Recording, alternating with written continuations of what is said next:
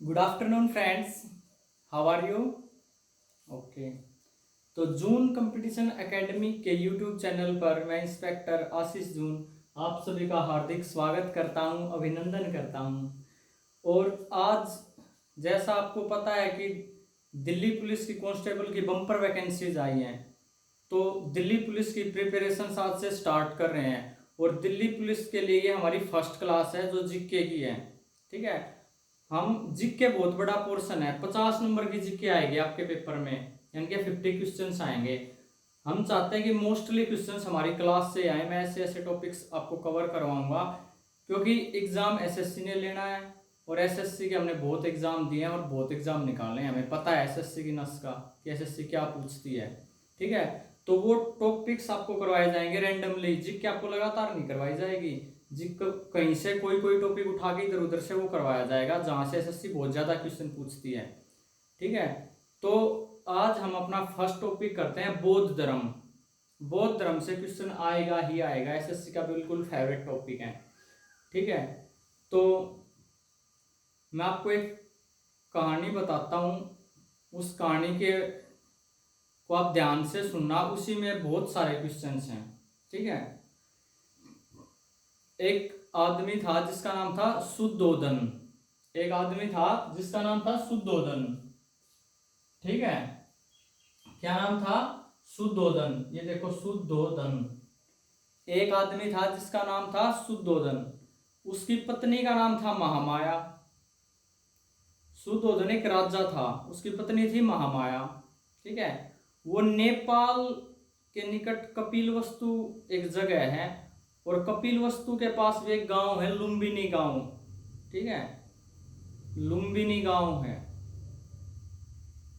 तो शुद्धोधन और महामाया को लुम्बिनी गांव में एक लड़के को जन्म दिया।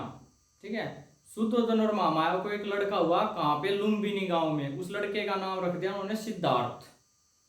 ठीक है, तो जैसे ही सिद्धार्थ को जन्म दिया, उसके 7 दिन बाद ही, 7 डेज के बाद ही उसकी माँ, सिद्धार्थ की माँ यानी कि शुद्धोधन की पत्नी महामाया का देहांत हो गया। ठीक है, अब सिद्धार्थ का पालन पोषण किसने किया? सिद्धार्थ की मौसी ने किया, जिसका नाम था गौतमी। गौतमी। ठीक है, तो गौतमी ने सिद्धार्थ का पालन पोषण किया, तो उसका नाम गौतम भी पड़ गया। उसको बोलने लगे गौतम सिद्धार्थ, सिद्धार्थ गौतम।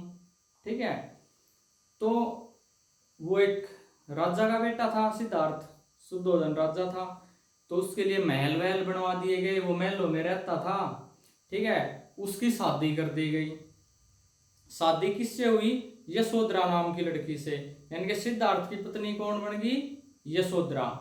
उन्होंने एक बेटे को जन्म दिया, यानी कि सिद्धार्थ गौतम और यशोधरा को एक बेटा हुआ, जिसका नाम क्या था? राहुल नाम था, राहुल। ठीक है, राहुल नाम का उसको बेटा हो गया। अब जब भी वो महल से बाहर निकलता ना, तो उसे कुछ ना कुछ अजीब देखने को मिलता। तो उसके जीवन में उसने 4 अजीब चीजें देखी। सबसे पहली तो ये, जब वो पहली बार महल से निकला तो उसने एक बूढ़े आदमी को देखा, वो बड़ा कांप रहा था पूरा शरीर उसका। तो 4 चीजें देखी, कौन कौन सी? एक बार वो महल से बाहर निकला तो उसने एक बूढ़े आदमी को देखा। दूसरी बार वो बाहर निकला तो उसने क्या देखा? एक बीमार आदमी को देखा। ठीक है, एक आदमी बीमार था, उसको देख लिया। जब तीसरी बार निकला तो उसने एक अर्थी को देखा, कि कोई मुर्दा इंसान था, उसको उठा के लेके जा रहे थे, उसके पीछे पीछे कुछ रो रहे थे। ठीक है, यानी कि उसने तीसरी बार क्या देखा? अर्थी को देखा। चौथी बार जब वो निकला तो उसने एक सन्यासी को देखा, सन्यासी से मिला वो। यानी कि वो 4 बार महल से निकला। 4 मुख्य घटनाएं उसके साथ ही हुई। पहली बार उसने बूढ़े आदमी को देखा, दूसरी बार उसने बीमार आदमी को देखा, तीसरी बार उसने अर्थी को देखा, और चौथी बार वो एक सन्यासी से मिला। ठीक है, तो उसके मन में बड़े अजीब से विचार आने लगे। उसने छोड़ दिया सब कुछ, महल वहल, और वो तपस्या करने के लिए चला गया। ठीक है, तो वैसे अब वो राजकुमार था, राजा, तो वो उसका गुरु था, कोई उसको शिक्षा दीक्षा भी मिली होगी, उसने तीर कमान चलाने, रथ घोड़ा सब कुछ चलाना सीखा था। तो उसका जो गुरु था ना, उसके गुरु का नाम था अलार कलाम। ये देखो, उसके गुरु का नाम क्या था? अलार कलाम, अलार कलाम, यानी कि सिद्धार्थ के गुरु का नाम क्या था? अलार कलाम। वो बड़ा अच्छा घुड़सवार था सिद्धार्थ। तो उसके घोड़ा था ना, जो उसका घोड़ा, उसके घोड़े का नाम था कंठक, और उसका जो सारथी था ना, सारथी का नाम था चन्ना, चन्ना। ये इधर लिखा हुआ है देखो, घोड़े का नाम क्या था? कंठक, सारथी का नाम क्या है? चन्ना। ठीक है, तो यहां तक की कहानी। शुद्धोधन महामाया, उनको बेटा हुआ सिद्धार्थ, 7 दिन बाद उनकी मां मर गई सिद्धार्थ की, यानी कि महामाया का देहांत हो गया। उसकी मौसी का नाम गौतमी था, उसने उसका पालन पोषण किया, तो सिद्धार्थ का नाम ही गौतम पड़ गया। गौतम सिद्धार्थ कहने लग गए। अच्छा, उसको वो 4 इंसिडेंट्स हुए। वो बाहर निकला जब महल से, एक बार बूढ़े आदमी को देखा, दूसरी बार बीमार आदमी को देखा, तीसरी बार उसने अर्थी को देखा, चौथी बार सन्यासी से मिला। उसके गुरु का नाम था अलार कलाम। उसकी शादी भी कर दी गई, किसके साथ है? यशोधरा के साथ है। यशोधरा और सिद्धार्थ की शादी हो गई, एक बेटे का जन्म हो गया जिसका नाम राहुल रख दिया। ठीक है, अब उसके सारथी का नाम था चन्ना, घोड़े का नाम था कंठक। इतना क्लियर है? अब क्या हुआ, वो जो 4 इंसिडेंट्स उसके साथ हुए थे, उसने महल को छोड़ दिया, राजमहल को छोड़ दिया, और वो सन्यासी बन गया। ठीक है, तो उसने महल को जो छोड़ा था, तो मैं ग्रह त्याग बोलते, उसने ग्रह का जो त्याग किया था, उस घटना को एक नाम दे दिया गया। वो नाम दिया गया महाभिनिष्क्रमण। ये ग्रह महाभिनिष्क्रमण, महाभिनिष्क्रमण। महाभिनिष्क्रमण का मतलब है कि महात्मा बुद्ध ने घर छोड़ दिया, ग्रह का त्याग कर दिया, घर का त्याग कर दिया, वो घर छोड़ के चला गया। 29 साल की उम्र में उसने घर छोड़ दिया था। 29 साल की उम्र में वो घर छोड़ के चला गया, और इस घर छोड़ने को इतिहास में बोला है महाभिनिष्क्रमण। यानी कि महाभिनिष्क्रमण का पता चल गया कि उसने घर छोड़ दिया था, इसी को महाभिनिष्क्रमण बोलते हैं। 29 साल की उम्र में उसने ग्रह का त्याग किया था, घर का त्याग किया था। अब वो निकल गया, तो वो गया ज्ञान की प्राप्ति में। ठीक है, निरंजना नदी है, निरंजना नदी। देखो, निरंजना नदी के किनारे पर पीपल का पेड़ था, उसके नीचे बैठ गया वो। निरंजना नदी के किनारे पीपल का पेड़ था, वहां समाधि लगा के बैठ गया। अब ये कहाँ है? ये बिहार में गया नामक जगह है एक। वो घर से निकला, ठीक है, भक्ति के लिए। वो बिहार में गया नामक जगह पे पहुंच गया। वहां निरंजना नदी के किनारे एक पीपल के पेड़ के नीचे समाधि लगा के बैठ गया। ठीक है, वहां उसको ज्ञान की प्राप्ति हुई, यानी कि उसको सिद्धार्थ गौतम को ज्ञान की प्राप्ति कहाँ हुई? निरंजना नदी के किनारे पीपल के पेड़ के नीचे ज्ञान की प्राप्ति हुई। बोध गया, यानी कि गया जगह का नाम था, गया, गया, गया जगह का नाम था। बिहार के गया में, गया, बिहार के गया में निरंजना नदी के किनारे पीपल के पेड़ के नीचे उसको ज्ञान की प्राप्ति होगी। जिस दिन उसको ज्ञान की प्राप्ति हुई उस दिन थी पूर्णिमा, बैसाखी पूर्णिमा। बैसाख का महीना था, और बैसाख का महीना था, पूर्णिमा का दिन था। तो बैसाखी पूर्णिमा थी उस दिन, बैसाख के महीने की पूर्णिमा थी जिस दिन उसको ज्ञान प्राप्त हुआ। अब उसने जब घर छोड़ा था, उस घटना को तो बोला था महाभिनिष्क्रमण। अब जिस दिन उसको ज्ञान प्राप्त हुआ, ज्ञान की प्राप्ति हुई, इस घटना को बोला, ये इधर लिखा हुआ है देखो, संबोधि, संबोधि, संबोधि। देखो, उसके जीवन में 2 घटना हुई। एक तो महाभिनिष्क्रमण, महाभिनिष्क्रमण में उसने घर छोड़ दिया। उसके बाद दूसरी घटना आई संबोधि। संबोधि किसको बोलते हैं? महात्मा बुद्ध को ज्ञान प्राप्त हो गया, गौतम बुद्ध को ज्ञान प्राप्त हो गया, सिद्धार्थ गौतम को ज्ञान प्राप्त हो गया, इसको बोलते हैं संबोधि, ज्ञान की प्राप्ति। तो इसको ज्ञान की प्राप्ति होगी तो इसको बुद्ध कहने लग गए, महात्मा कहने लग गए, महात्मा बुद्ध, गौतम बुद्ध। ठीक है, आया समझ में? इसके बाद इन्होंने प्रवचन देना शुरू कर दिया, लोगों को उपदेश देना शुरू कर दिया। तो इन्होंने अपना पहला उपदेश कहाँ दिया? सारनाथ में दिया।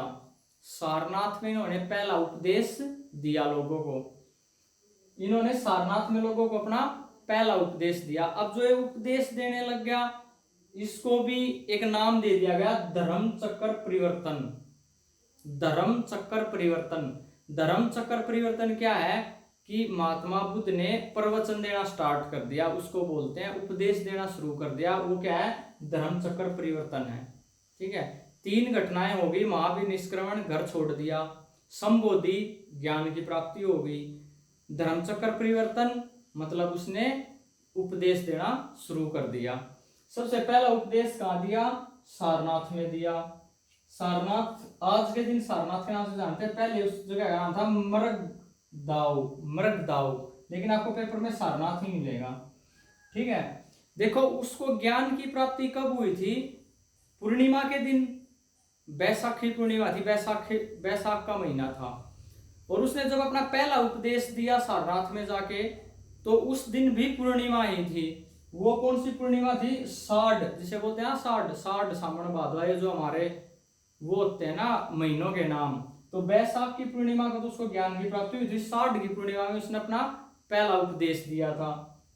उसके बाद उसने सबसे ज्यादा उपदेश कहाँ दिए, उसने अपने सबसे ज्यादा उपदेश दिए श्रावस्ती नामक जगह पर, यानी कि अब वो उपदेश देने लग गया। पहला उपदेश तो सारनाथ में दिया, फिर जगह जगह जगह जगह जाके वो अपने उपदेश देने लग गया, लोगों को समझाने लग गया, प्रवचन देने लग गया।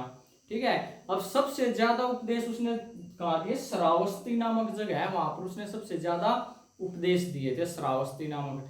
तो इस तरीके से गौतम बुद्ध ने बौद्ध धर्म को स्थापित कर दिया, यानी कि बौद्ध धर्म के संस्थापक कौन है, महात्मा बुद्ध, गौतम बुद्ध, सिद्धार्थ गौतम, कुछ भी बोलो उसको आप। ठीक है, तो बौद्ध धर्म के संस्थापक कौन है, गौतम बुद्ध, महात्मा बुद्ध या सिद्धार्थ गौतम। ठीक है, उन्हें एशिया का प्रकाश कहा जाने लगा, एशिया का पुंज, एशिया का पुंज, एशिया का प्रकाश, लाइट ऑफ एशिया, एशिया महाद्वीप।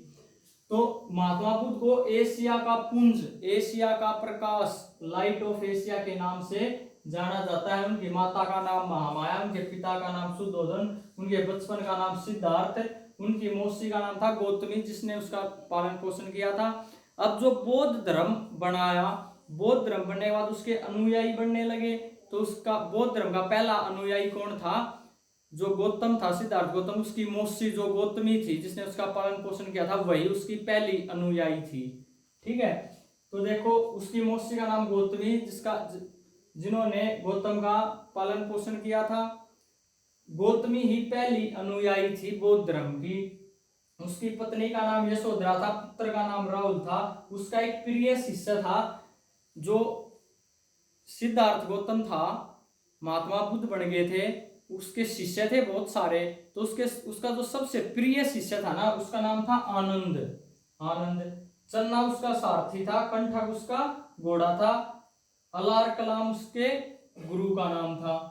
ठीक है, अब महात्मा बुद्ध के जो पिता थे शुद्धोधन, वो शाक्य कुल, पहले कुल हुआ करते थे, ब्राह्मण कुल, शाक्य कुल, ऐसे ही। ठीक है, तो शाक्य कुल का राजा था, शाक्य कुल का राजा था शुद्धोधन, तो महात्मा बुद्ध उसी का पुत्र था, तो वो भी शाक्य कुल का हो गया, तो शाक्य कुल का था। ठीक है, महात्मा बुद्ध का जन्म कहाँ हुआ था, नेपाल के कपिलवस्तु के निकट लुम्बिनी नामक जगह पर हुआ था। कब हुआ था, 563 बीसी, 563 बीसी में महात्मा बुद्ध का जन्म हुआ था, कपिलवस्तु के निकट लुम्बिनी नामक ग्राम में। ठीक है, उसने 29 साल की उम्र में घर छोड़ दिया था, इस घटना को बोलते हैं महाभिनिष्क्रमण। उसके बाद उसको बिहार के गया नामक स्थान पर ज्ञान की प्राप्ति होगी, और निरंजना नदी के किनारे पे पीपल के पेड़ के नीचे ज्ञान की प्राप्ति हुई थी। तो इसको, और किस दिन हुई थी, पूर्णिमा के दिन, बैसाखी मास की पूर्णिमा थी, और ये जो ज्ञान प्राप्त होने की घटना, इसको बोलते हैं संबोधि। इसके बाद उन्होंने प्रवचन देना स्टार्ट कर दिया। पहला प्रवचन दिया सारनाथ में, सारनाथ में जिस दिन प्रवचन दिया अपना पहला, उस दिन भी पूर्णिमा थी, 60 महीने के, आषाढ़ बोलते हैं जिसे। ठीक है, तो क्या होता है इस प्रकार।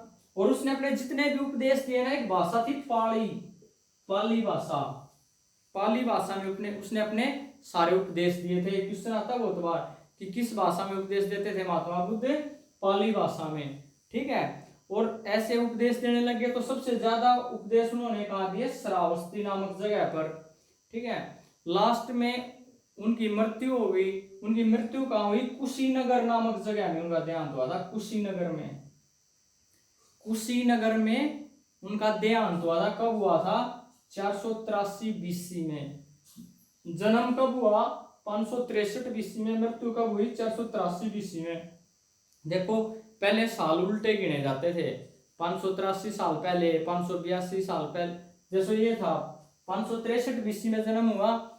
563 के बाद 562, 61, 60 ऐसे करते करते 500 पे आ गए। 499, 498, 97 ऐसे करते करते 483 पे आ गए। 483 में आके उनका देहांत हो गया। कहाँ पे? कुशीनगर में। अब 483 से चलते चलते आगे 450, 400, 350, 300, 200, 100, 3, 2, 1, 0।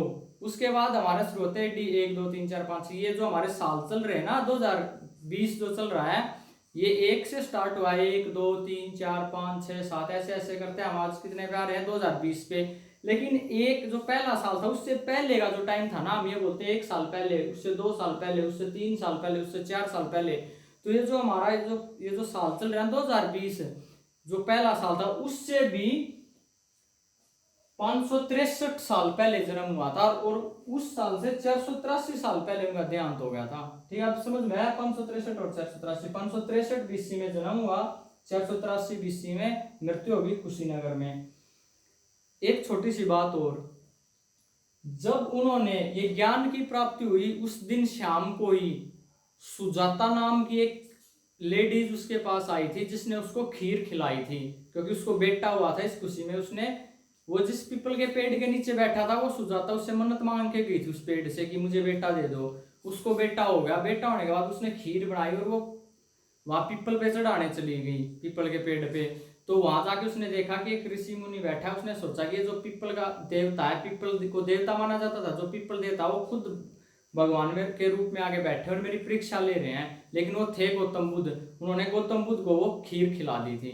ठीक है, और खीर खिला के बोला जैसे मेरी मनोकामना पूरी हुई है, आपकी भी मनोकामना पूरी हो। ठीक है, तो वो कौन थी? सुजाता थी, जिसने गौतम बुद्ध को खीर खिलाई थी। और क्या कह के खिलाई थी कि जैसे मेरी मनोकामना पूरी हुई है, वैसे ही आपकी मनोकामना भी पूरी हो जाए। और उसी दिन फिर उसको ज्ञान की प्राप्ति हो गई थी।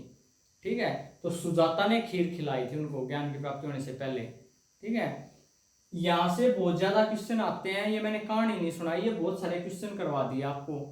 ठीक है, यहां से बहुत ज्यादा क्वेश्चन आते हैं, बड़े इजी तरीके से मैंने आपको याद करवा दिया। अब यहां से क्वेश्चन आएगा ही आएगा, वो आपकी किस्मत के, आपके कोड में आए या ना आए। ठीक है, कुछ उतारना हो तो उतार लेना, मैं फिर इसको रब करूंगा। फिर एक क्वेश्चन और रहता है। ठीक है, कर दूं? देखो एक क्वेश्चन और रहता है। वो क्वेश्चन क्या है? क्या हुआ? महात्मा बुद्ध ने क्या किया? बौद्ध धर्म की स्थापना कर दी। ठीक है, महात्मा बुद्ध ने क्या किया? बौद्ध धर्म की स्थापना कर दी। अब उसकी संगीति हुई, मतलब बौद्ध धर्म की 4 संगीति हुई। संगीति मतलब बैठक, एक तरीके की बैठक सी हुई, क्योंकि बौद्ध धर्म में प्रवचन देने लग गए, ये फैलने लग गया। तो राजा महाराजाओं ने भी इसको अपनाने की सोची और बैठक की। तो बौद्ध संगीति की 4 बैठक हुई। ठीक है, वो पूछी जाती है आपको, उनको संगीति बोलते हैं, संगीति। तो कितनी संगीति हुई? 4।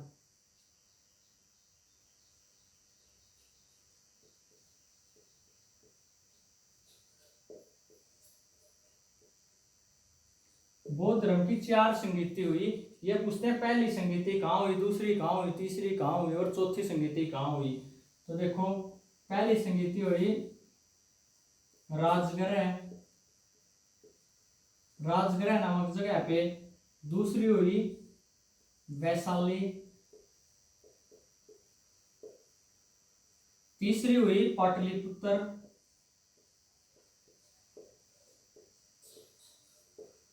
और चौथी हुई कुंडलवन में।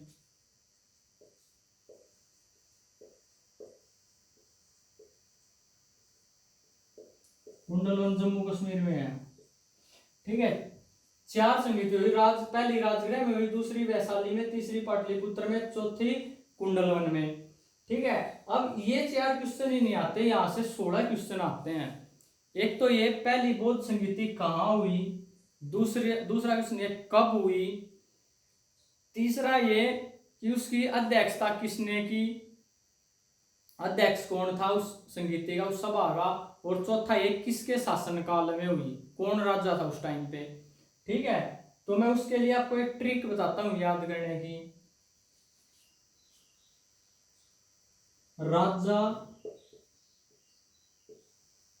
महाराजा आजा। राजा महाराजा आजा, राजा से बना राजगृह, महाराजा से बना महाकश्यप, और आजा से बना अजात शत्रु।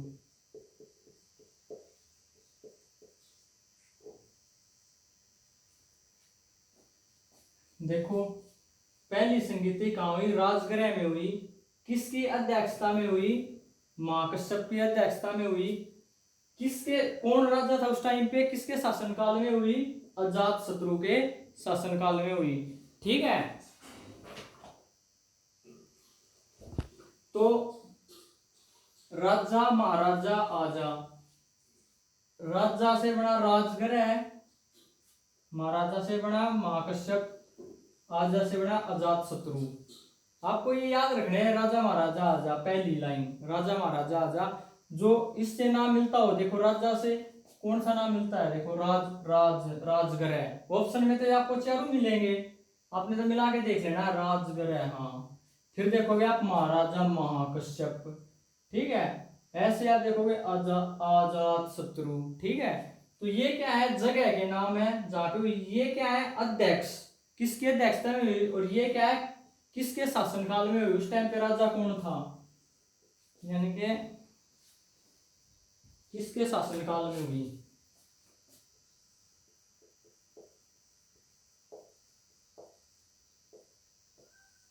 ये क्या है कि किसके शासनकाल में हुई।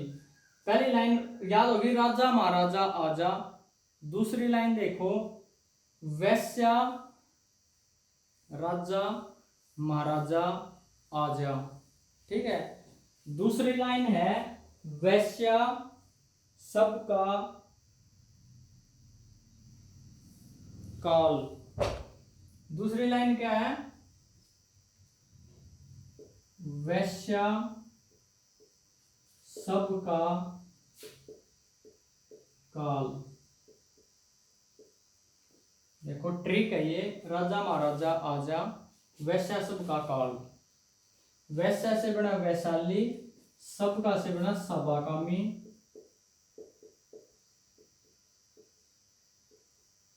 और काल से बना कालाशोक। तो देखो पहली बौद्ध संगीति राजा महाराजा आजा, पहली बौद्ध संगीति राजा महाराजा आजा यानी कि राजगृह में हुई, महाकश्यप ने अध्यक्षता की और अजात शत्रु ने के शासनकाल में हुई। ठीक है, दूसरी बौद्ध संगीति वैश्या सबका काल, वैशाली में हुई, सभाकामी की अध्यक्षता में हुई, काल कालाशोक उस टाइम पे राजा था। तीसरी देखो, उत्तरपूत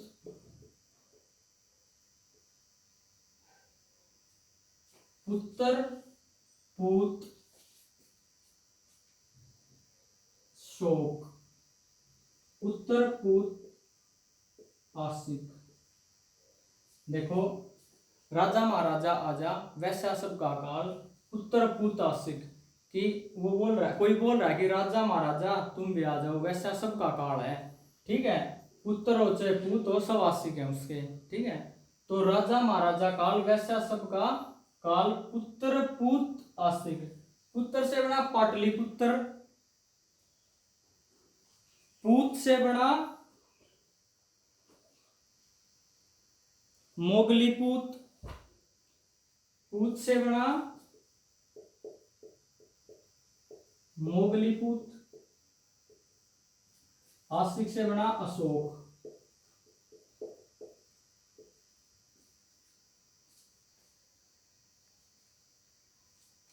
कुंडल सबका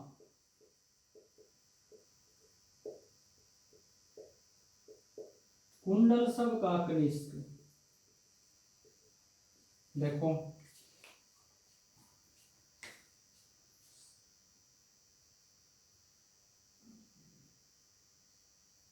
कुंडल सब का कुंडल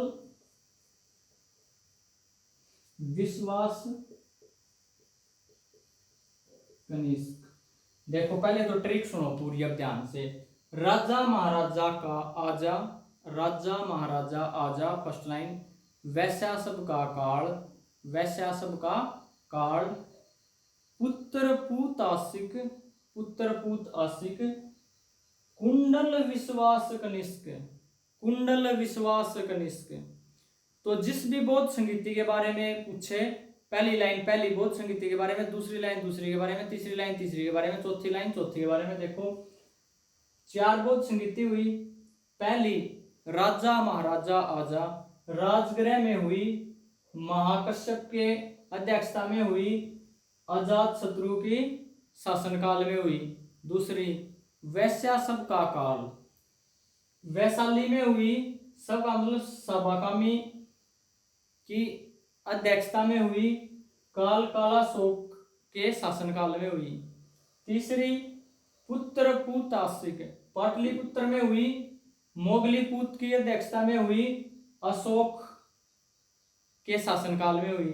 चौथी कुंडल विश्वास कनिष्क, कुंडल से बना कुंडलवन, कुंडलवन में हुई, विश्वास से बना विश्वासमित्र, जिसको विसुमित्र भी बोलते हैं। नाम है ये, विश्वासमित्र बोलो या विसुमित्र बोलो या वसुमित्र बोलो, कुछ भी लिख देते हैं इसको। और कनिष्क, कनिष्क राजा का ही नाम है। तो चौथी संगीति कहाँ हुई? कुंडलवन में हुई। किसके अध्यक्षता में हुई? विश्वासमित्र या वसुमित्र। और कौन राजा था? कनिष्क राजा था। ठीक है, चारों बौद्ध संगीति याद होगी। ठीक है, एक बार बताओ मेरे को ट्रिक देखो। राजा महाराजा आजा, वैश्या सब का काल, पुत्र पूत आशिक, कुंडल विश्वास कनिष्क, कुंडल विश्वास कनिष्क। ठीक है, रट्टा मार दो। राजा महाराजा आजा, वैश्या सब का काल, पुत्र पूत आशिक, कुंडल विश्वास कनिष्क।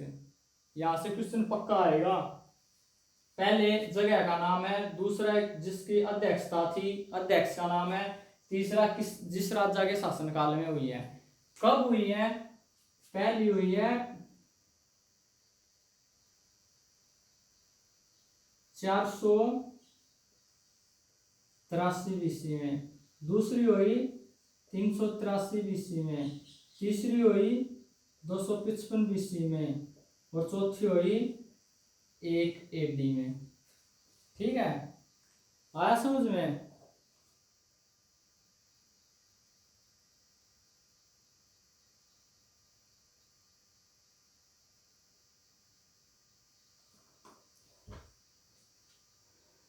पहली 483 BC में, दूसरी 383 में, तीसरी 255 में, चौथी 1 AD में।